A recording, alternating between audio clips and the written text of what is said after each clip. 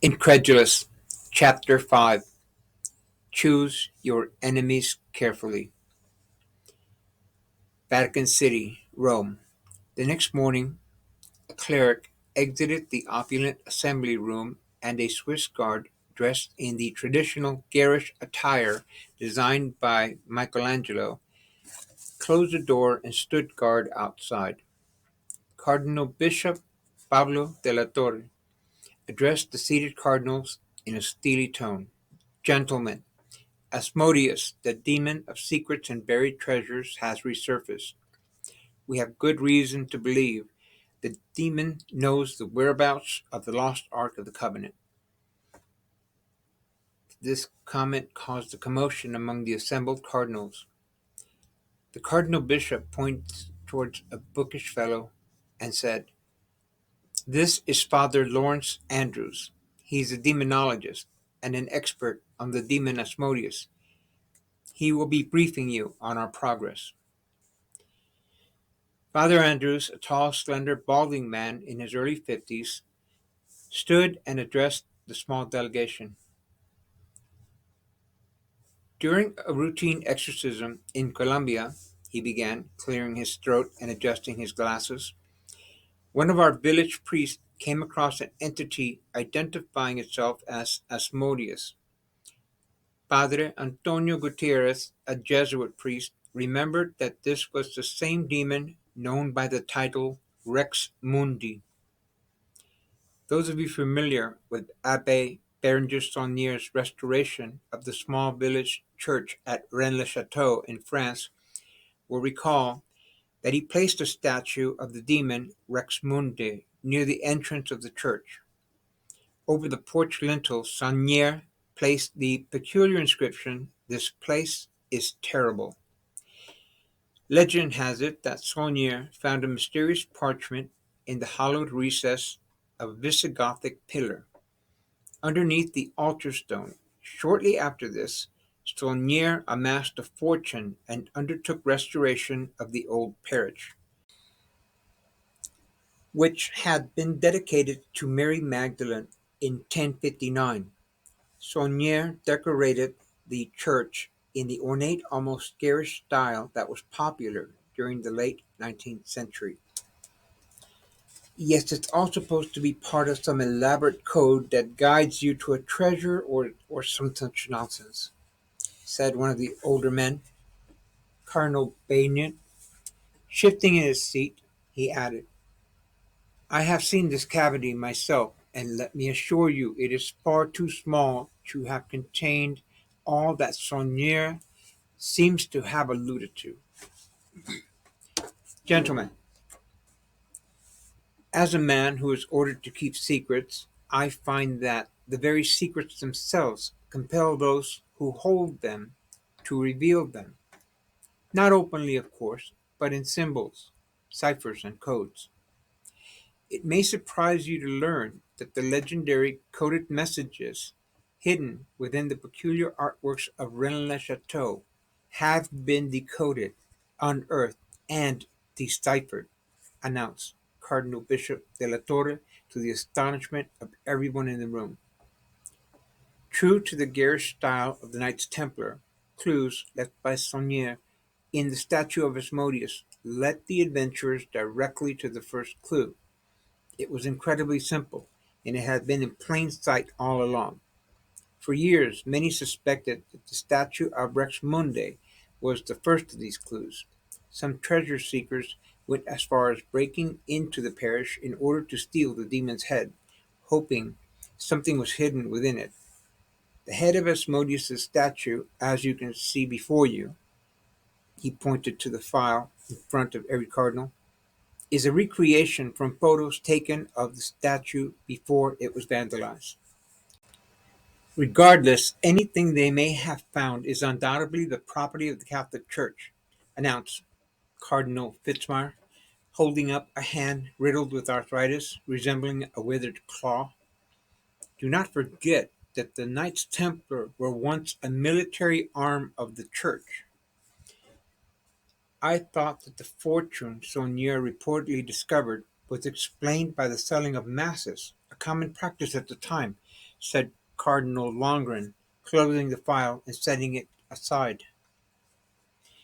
Selling of masses is just a story the Church clings to in order to draw attention away from the incident, assured Father Andrews.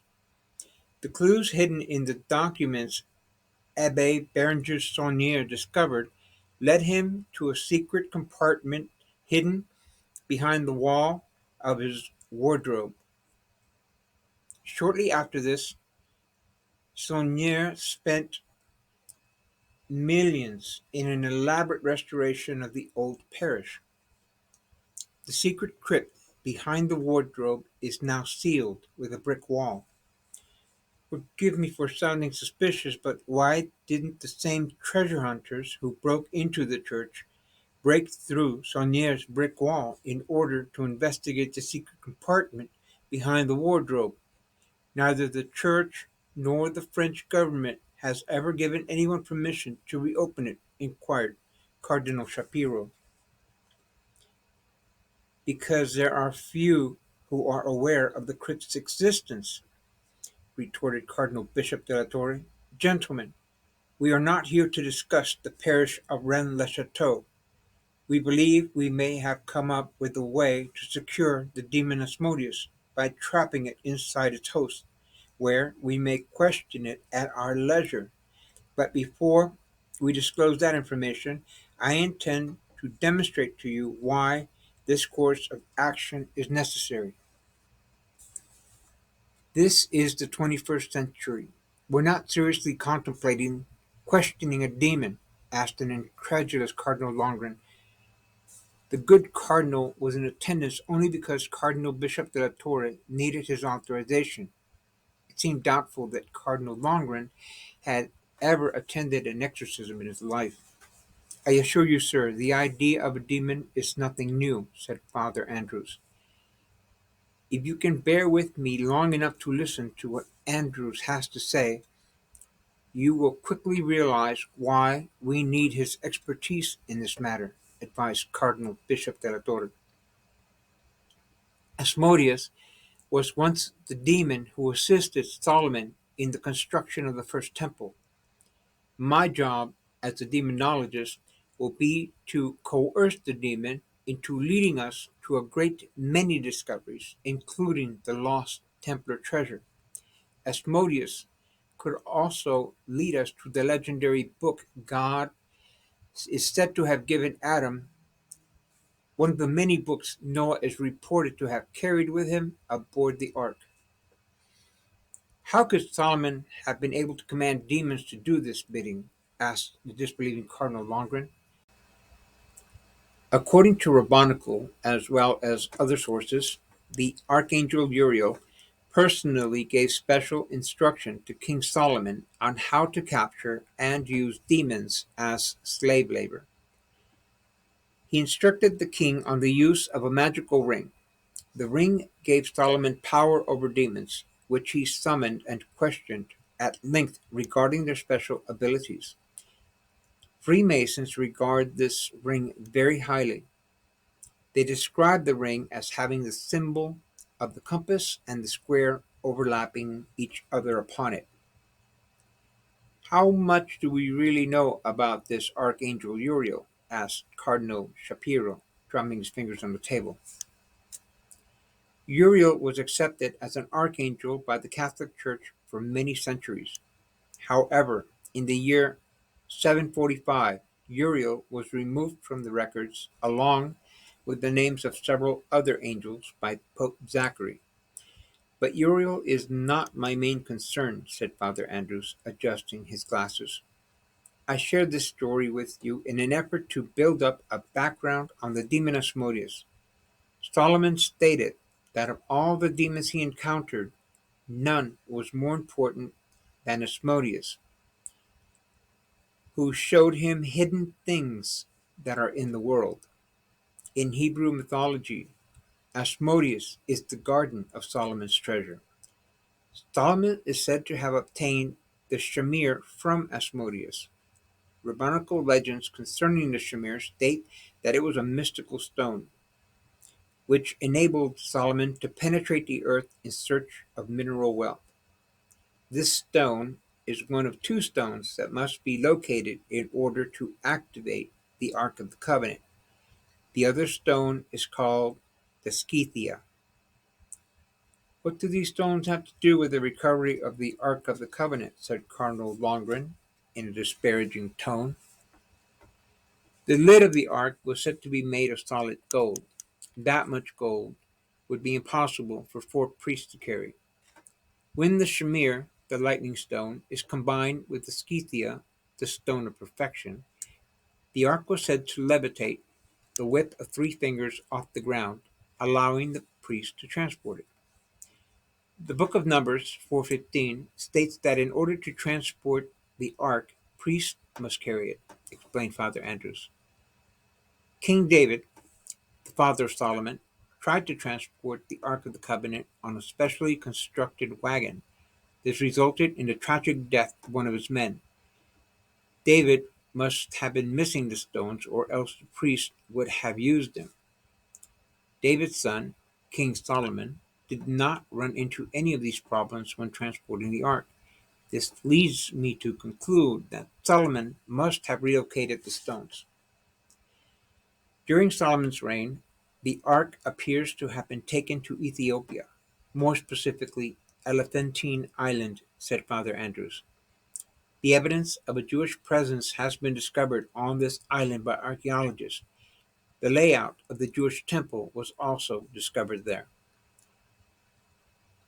Many years later, when Pharaoh Thutmose II raided the Temple of Solomon, the Egyptians made a record of all the treasure they pillaged and stored in the Temple of Luxor. First they listed the golden objects, then the silver, and finally the copper scrolls. But the Ark of the Israelites was not mentioned because it was at Elephantine Island. The Temple of Luxor also happens to be the temple of the Queen Hatshepsut, who was also known as the Queen of the South, a name that loosely translates into the Queen of Sheba. The Queen of Sheba is the mother of Solomon's firstborn son, Menelik. Understandably, the Israelites insist that the story of Menelik taking the Ark of the Covenant to Ethiopia is a myth, said Father Andrews, rising from his ornately carved but very uncomfortable chair. According to the legend, about 10 centuries before Christ, 1000 BCE, the Queen of Sheba became pregnant with Solomon's child. When she left to return to her kingdom, the queen requested that priests return with her so that they might instruct her child in accordance with Jewish customs. When Menelik came of age, the boy's mother sent him to Jerusalem to be recognized by his father. The priests were not too pleased and informed Solomon that the boy could never inherit the throne and should be sent away. Solomon declared that if his firstborn was to be sent away, then all firstborns of the priests must also be sent away. It turns out that the firstborn of all the priests were also the overseers of the Ark of the Covenant. Menelik would have required the Shamir and the Scythia to transport the ark such a great distance, explained Father Andrews, beginning to pace about the vast chamber. Father Andrews stood before a painting of the ark, admiring the gold frame that must have weighed 300 pounds. Pointing to it, he added, "The Ark of the Covenant appears in the chronicles of all the kings of Ethiopia, and it is even written into their constitution. Today the Ark is believed to be held at a sanctuary in Askum, the capital of Ethiopia. The guardians of the Ark seem to die off every 2 to 3 years. They develop milky cataracts over their eyes from gazing upon the Ark, which some of the guardians have described as being a thing of fire. During World War II, the Nazis made an attempt to capture the Ark of the Ethiopians. They attacked in combination with the Italians, but were unsuccessful in retrieving it. It is my belief that Menelik returned the precious stones to his father, because the stones were inherited by the kings of Solomon's line to the seventh generation. King Joash was the last to possess the coiled talisman ring. With the destruction of the first temple, the Shamir and the Scythia vanished. I believe that's enough information for now, interrupted Cardinal Bishop della Torre, standing to address the small gathering. As I mentioned earlier, the code regarding Abbé Saunier's treasure has been broken. In the countryside near Rennes-le-Château is a peculiar stone carved into what appears to be a seat. The stone is called the armchair of the devil, and it sits near a stream known as the Spring of the Circle. The demon Asmodeus is sometimes referred to as the lame devil because it appears that the demon represented by the statue is crippled. However, when one superimposes the image of the statue over the devil's armchair, it becomes apparent that Asmodeus is seated. The men who discovered this first clue did so by superimposing an image of Asmodeus upon this armchair. When they studied this clue, continued Pablo, Bishop de la Torre, they noticed that the demon appeared to be leaning forward and gazing at something. His bulging eyes, which appeared exaggerated, were fixated on a particular spot, a small mound. When these men dug at the mound, they located a stone with special markings on it. Underneath the stone was a wine bottle containing a message inside. The message was encrypted and signed by Abbé Berenger Saunier. It was the first of many messages. The markings on the stone led them to the second buried bottle with an encoded message inside. In addition to the letter was the riddle: enter the cave beneath the black foot and the broken helmet. To reveal the place where to dig, there's a boy on bended knee. This message could only be decoded using the Stations of the Cross and or the paintings Saunier had placed inside the church, as well as the landmarks surrounding Rennes-le-Château. Through the work of these individuals, I discovered that an incredible amount of information can be stored onto a very small parchment when one incorporates works of art, such as paintings, that have been encoded with messages. Information stored incorporating this technique could have easily survived for hundreds of years inside the hollow Visigothic pillar. Let me assure you, gentlemen, after studying the encrypted messages, I am convinced that there are few in this world capable of deciphering Saunier's codes. Our plan to capture and contain Asmodeus is simple, explained Cardinal Bishop de la Torre. A team of exorcists, headed by Archbishop Felipe Espindola, a Jesuit priest, intends to bring the demon under guard to Vatican City as soon as possible. I was not aware that Archbishop Espindola was an exorcist, said Cardinal Longren. He's not, confirmed Cardinal Bishop de la Torre. The main exorcist in charge is Father Artemis, who in turn is being assisted by Padre Ricardo Valencia, a parish priest from Cartagena. The medic assigned to the team is Doctor Facundo Lasso. Although he has never assisted in an exorcism, we've trusted him with similar matters before. The good doctor is not squeamish about unusual requests as long as he is well compensated for his trouble. Dr. Lasso will sedate the young girl and bring her here along with one of her parents. Aren't demons capable of physical and mental harm, possibly taking over the child's soul? Asked Cardinal Shapiro, appearing uncomfortable with the whole idea. We cannot be certain of that. There are those who argue that the demon only takes possession of the physical body, argued Cardinal Bishop de la Torre. Now that the first parts of the code appeared to have been deciphered, it is imperative that we question this demon. The coded messages allude to a buried temple in that region, an exact replica of the Temple of Solomon. The clues lead us to believe this temple is in the Languedoc area near Rennes-le-Château, and it is in that temple that we suspect the Knights Templar placed the Ark of the Covenant along with their immense wealth for safekeeping. A Temple of Solomon in France? You cannot be serious. And what makes you think that the Knights Templar ever found the Ark of the Covenant? Asked Cardinal Longren.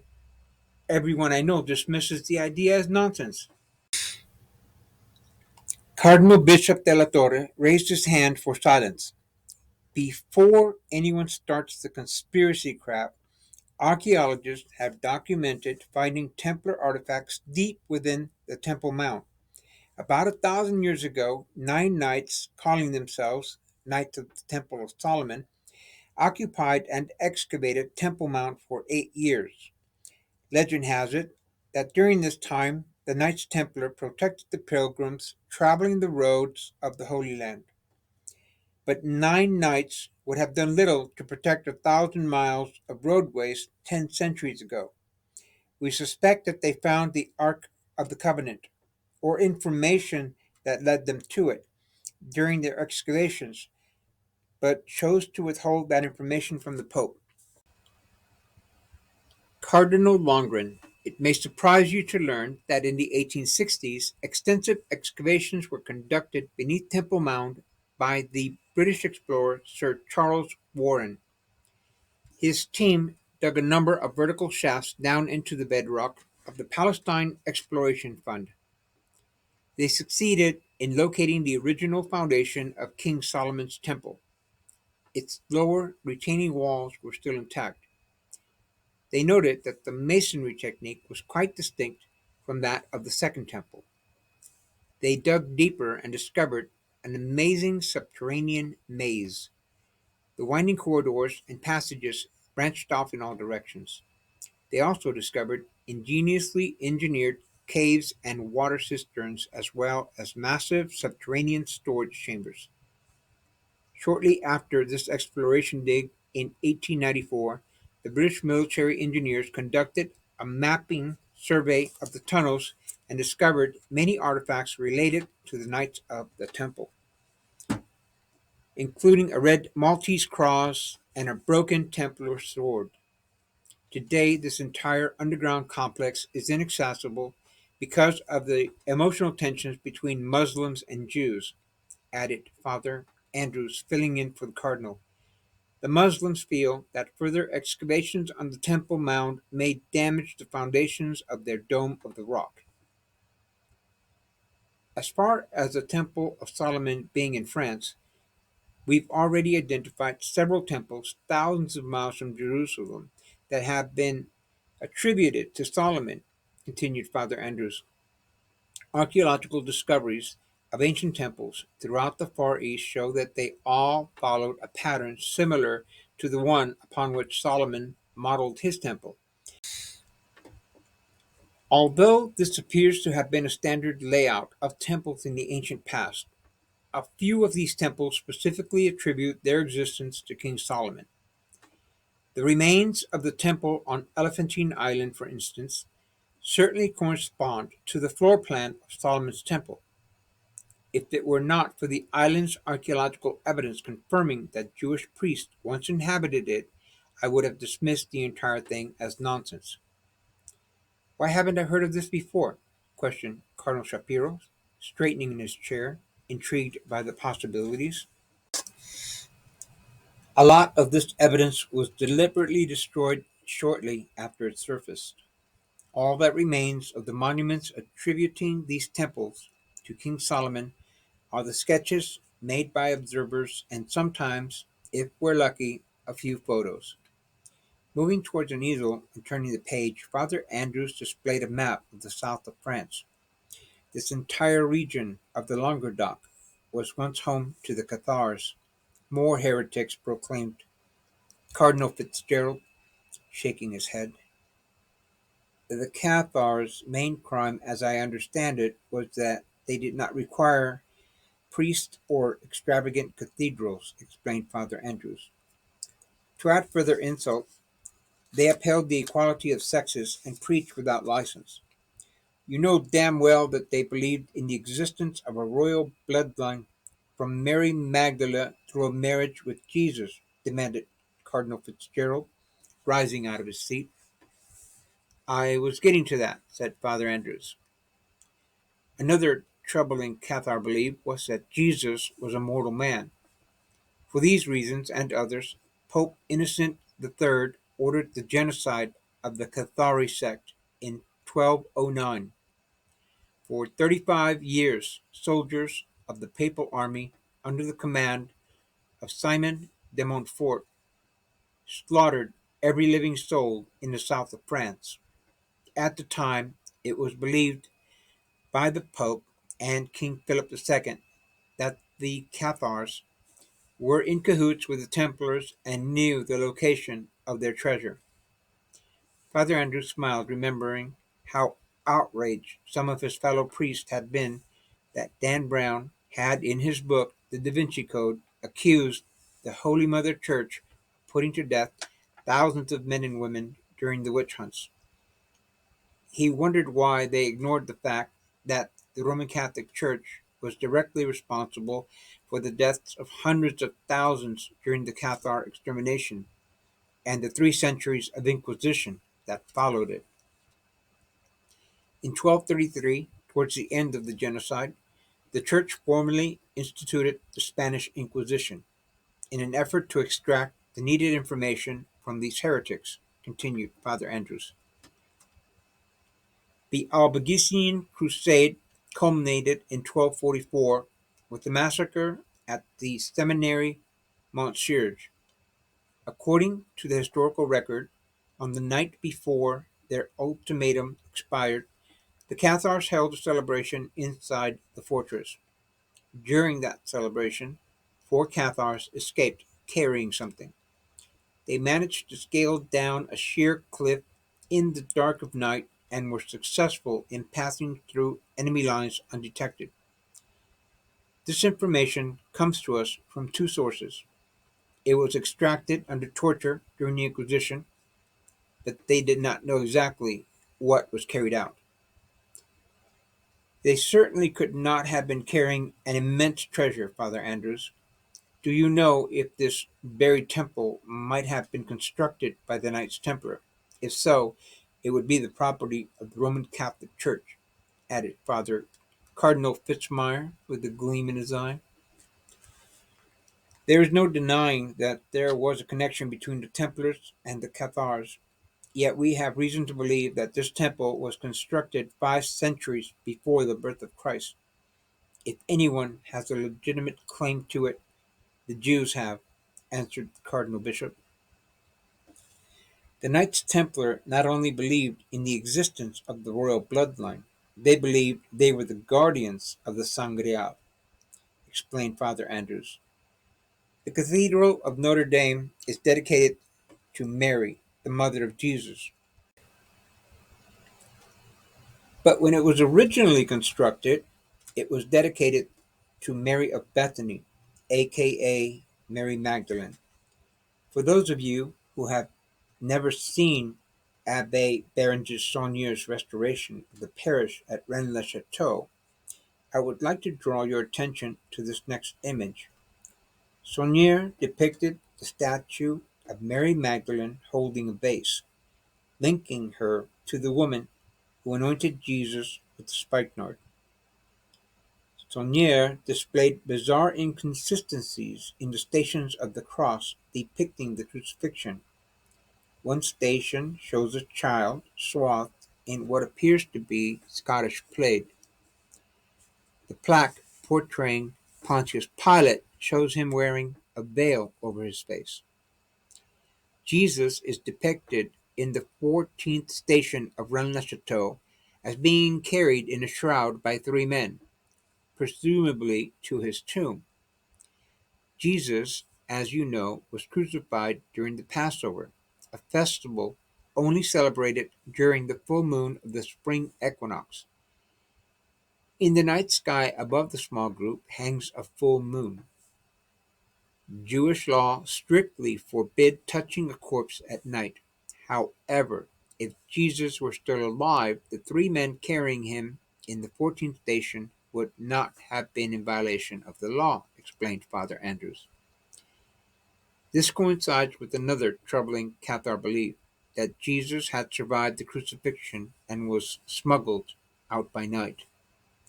Stranger still, added Cardinal Bishop de la Torre, are the two large ornate statues that stand to either side of the altar. One statue is that of Saint Joseph, he said, holding up a large photo of the statue in his right hand. The other statue is that of Mother Mary. He held the photo for all to see with his left hand.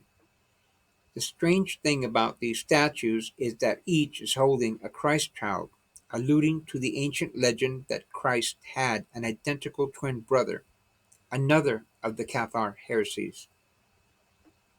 He paused for effect, allowing the two images to sink in. This, gentlemen, is the reason we are going to require the capture of this demon. Perhaps then we will be able to understand what Abbe Berenger Saunier meant by these curious abnormalities.